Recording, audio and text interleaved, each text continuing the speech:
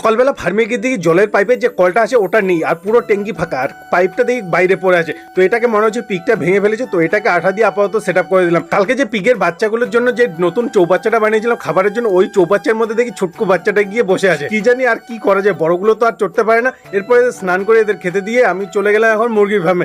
ছোট বাচ্চাগুলোকে খেতে দিয়ে দিলাম, আর এই ফাঁকে একটা ছোট্ট বাচ্চা বাইরে বেরিয়েছে। এই বাচ্চাগুলোকে আমি ইনকিউবেটরের মধ্যে ফুটিয়েছিলাম, কয়েকদিনের মধ্যে অনেকটাই বড় হয়ে গেছে, তাই না? এরপর আমি ডিমগুলো কালেক্ট করার জন্য গেলাম। আজকেও দেখি আরো একটা ছোট্ট ডিম, মনে হচ্ছে নতুন মুরগিগুলো ডিম পাড়তে শুরু করে দিয়েছে। এরপর এদের জলের পাত্র খাবারের পাত্র রিফিল করে দিলাম। আর আজ থেকে নবরাত্রি শুরু, আর কয়েকদিন পরে পুজো আসে। যেহেতু আমার জামা প্যান্ট কেনা তো হয়ে গেছে, জুতোগুলো কিনিনি, তো ওই জন্য পুরোনো জুতোগুলোকে আগে ভালো করে ঘষে মেজে এখন রোদে শুকাতে দিলাম। এরপর স্নান করে ফটাফট আগে পেট পুজো করলাম। এরপর ছিপ আর বালতি নিয়ে সোজা চলে গেলাম পুকুরে মাছ মারার উদ্দেশ্যে। তোমরা বলো এই মাছটাকে আগে কোনো দিন দেখেছো? এই মাছের নাম কি? যাই হোক, বাড়ির জন্য কিছু 2-3টা মাছ নিয়ে নিলাম বাবার জন্য।